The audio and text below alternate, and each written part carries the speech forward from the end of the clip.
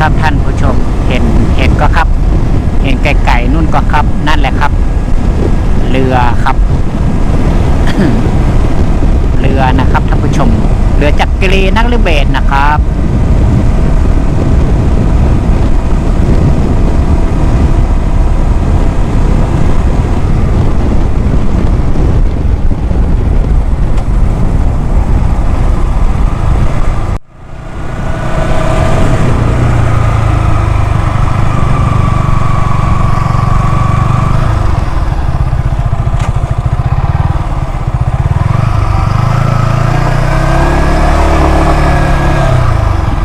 นี่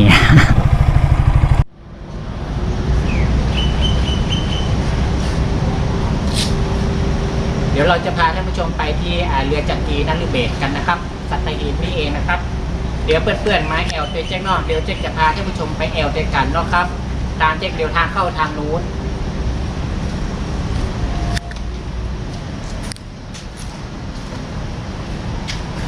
ทางเข้าทางนู้นเดี๋ยวกันเนอร์เดี๋ยวเจ๊กดูมอเตอร์ไซค์เจ๊กก่อนโอเคครับเดี๋ยวเจอกันตรงนู้นครับ